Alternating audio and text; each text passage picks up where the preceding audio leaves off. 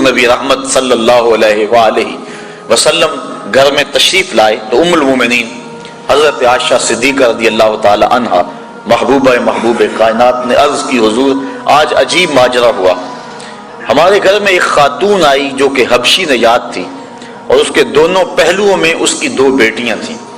اس نے صدا لگائی، میں نے سارا گھر ڈھونڈا لیکن اس کو دینے کے لیے کچھ نہ ملا۔ میں نے پھر کوشش کی کہ حضور کا گھر ہے اور سائل خالی نہ جائے۔ میں نے دوبارہ کوشش کی تو ایک خشک کھجور مل گئی، چوہارا مل گیا۔ میں نے وہی چوہارا اٹھا کے اس عورت کو دے دیا۔ سخت بھوک لگی ہوئی تھی، اس کا پیٹ کمر سے لگا ہوا تھا، لیکن اس نے اس کھجور کو 2 حصوں میں تقسیم کیا اور ایک اس بیٹی کے منہ میں ڈال دیا اور ایک ٹکڑا اس بیٹی کے منہ میں ڈال دیا۔ خود بھی بھوکی تھی لیکن اس نے خود نہیں کھایا۔ یہ کہتے کہتے ام المومنین آبدیدہ ہو گئیں کہ حضور وہ خود بھی بھوکی تھی لیکن اس نے یہ بیٹیوں کو دیا۔ تو آقا کریم فرمایا عائشہ کل قیامت کے دن گناہوں کے سبب سے یہ خاتون اگر جہنم کا ایندھن بننے لگی تو یہ بیٹیاں درمیان میں آڑ بن کے کھڑی ہو جائیں گی۔ اے اللہ ہم اپنی ماں کو جہنم میں نہیں جانے دیں گی، اور اللہ ان کی سفارش مان کے ان کی ماں کو جنت عطا فرما دے گا۔ اور حدیث میں آتا ہے امرأۃ مردودہ، وہ عورت جس کے خامد نے اس کو طلاق دے دی، بدصورتی کی وجہ سے، غربت کی وجہ سے، جہیز کم لانے کی وجہ سے یا کسی سبب سے اس کو طلاق دے دی۔ اب معاشرے میں اسے کوئی قبول نہیں کرتا، ساری زندگی اس نے اپنے باپ کے دروازے پہ بیٹھ کے گزار دی۔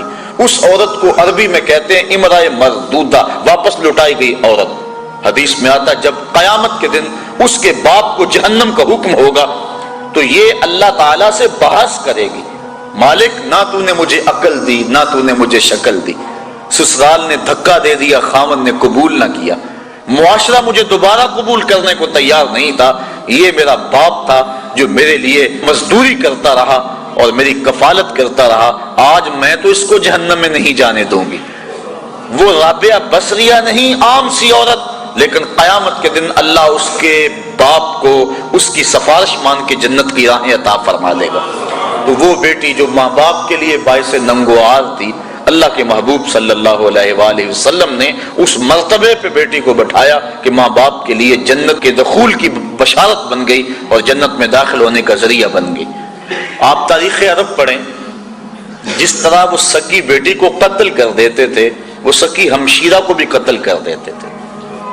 میں نے اس پر دیکھا مختلف کتب سیر میں کہ یہ بیٹیوں کے قتل کا رواج کیوں پیدا ہوا، اس کے بارے میں مختلف آراء مختلف لوگوں نے بیان کی ہیں۔ ایک رائے یہ بھی کہ چونکہ جو عرب کے شاعر تھے وہ بڑی فوش شاعری کرتے تھے، اور اگر کسی کی بہن بیٹی خوبصورت ہوتی تو اس کے اعضاء کا تذکرہ کر کر کے اپنے شعروں کو سجاتے، تو بعض قبائل نے اس حوالے سے دختر کشی کا سلسلہ شروع کیا جو معاشرے کے اندر مقبول ہو گیا، حتیٰ کہ بعض قبائل میں 100% اور بعض قبائل میں وہ جزوی طور پہ دختر کشی کا رواج موجود تھا۔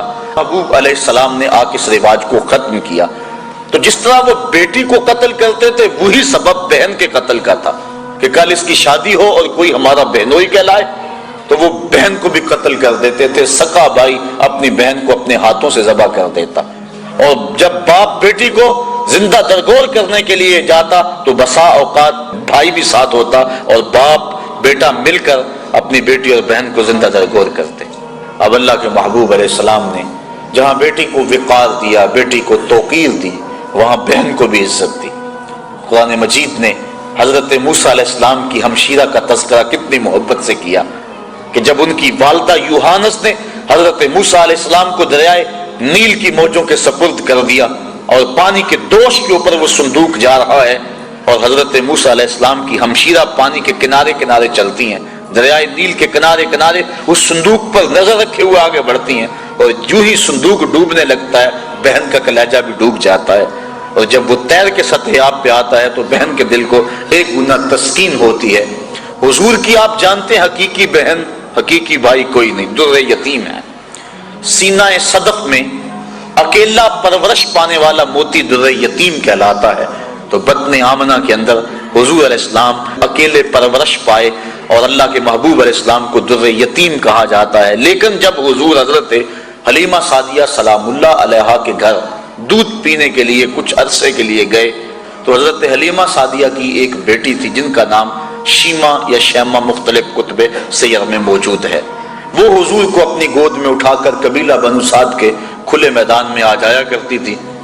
اور آپ نے بھی دیکھا ہوگا ہمارے دیہاتوں میں یہ رواج موجود ہے اب بھی، کہیں تو دم توڑ گیا لیکن آج بھی رواج جگہ جگہ موجود ہے کہ شام کے وقت جب عورتیں کھانا پکانے میں مصروف ہوتی ہیں تو بہنیں اپنے بھائی اٹھا کر باہر کھلی جگہ پہ لے آتی ہیں، اور ہر بہن کا مزاج یہ ہے کہ میرے بھائی سے سونا زمانے میں کوئی نہیں.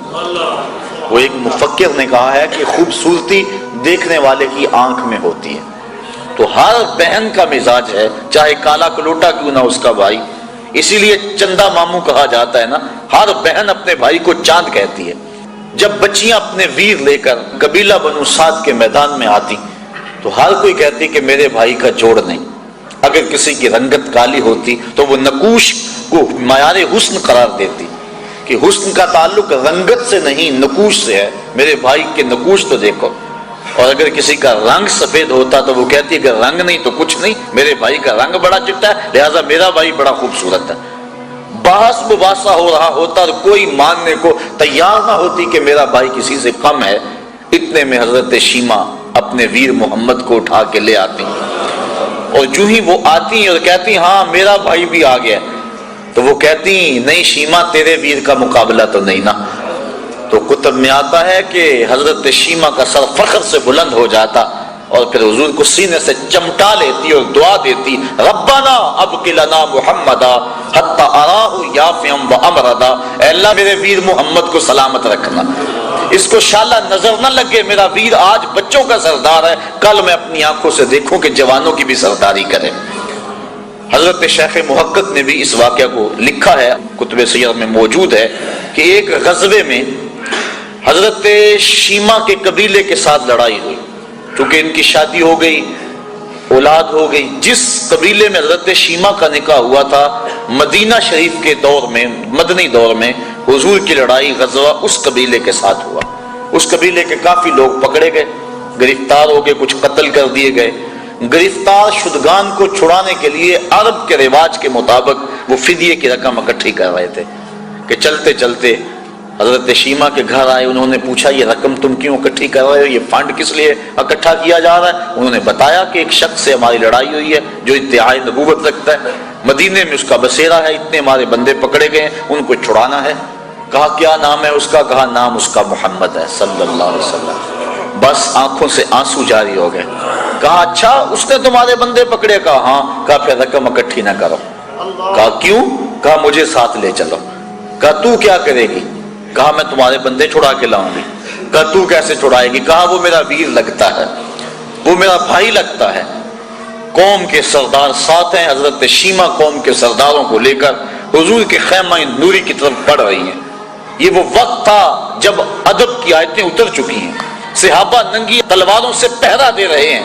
حضرت شیمہ اپنی قوم کے سرداروں کو لے کر اس خیال میں کہ میں اپنے بھائی کے پاس جا رہی ہوں بڑی تیزی سے آگے بڑھنا چاہا، لیکن پہرے داروں نے راستہ روک لیا، تلوار سونت دی. رک جائے دیہاتی عورت، جانتی نہیں آگے کوچہ رسول ہے، آگے تو بغیر اذن کے جبریل بھی نہیں جا سکتے، تم کون ہو؟ حضرت شیمہ کو جب روکا گیا تو انہوں نے تلوار کو جھٹک کے پیچھے کرتے ہوئے کہا خلو سبیلی وَعَلَمُوا أَنَا أُخْتُ نَبِيِّكُمْ، میری راہیں چھوڑ دو، مجھے جانتے نہیں میں کون ہوں؟ میں تمہارے نبی کی بہن لگتی ہوں.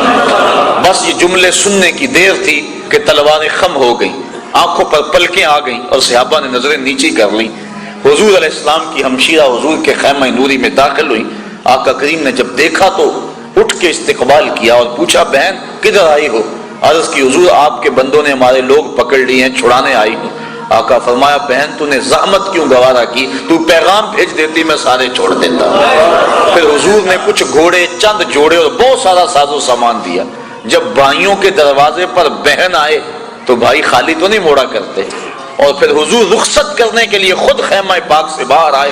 صحابہ کی جماعت منتظر تھی. فرمایا صحابہ جب میں قیدی چھوڑا کرتا ہوں تم سے مشاورت کیا کرتا ہوں، آج پہلا موقع ہے میں نے مشورہ بھی نہیں کیا اور قیدی بھی چھوڑ دیے. کہا بندہ نواز جو چاہیں آپ کریں لیکن ارشاد تو کر دیں کہ آپ نے آج مشورہ ضروری کیوں نہیں سمجھا؟ فرمایا آج میرے دروازے پہ میری بہن آ گئی تھی تو دنیا کے سامنے عملاً بہن کے وقار کو رکھا. جس معاشرے میں بیٹی کی توقیر نہیں تو اس معاشرے کو بیٹی کی توقیر سکھائی. بہن کی آبرو نہیں تھی، عملاً بہن کی آبرو لوگوں کے سامنے رکھی. سوتیلی ماں ترکے میں بٹتی تھی اور سکی ماں کی بھی عورت ہونے کے ناطے سے آبرو نہیں تھی، لیکن اللہ کے محبوب نے قولاً اور عملاً ماں کی آبرو لوگوں کے سامنے رکھی. الجنت تحت اقدام الامہات، جنت تو ماں کے قدموں کے سائے تلے، ماں کے قدموں تلے جنت بچھا دی.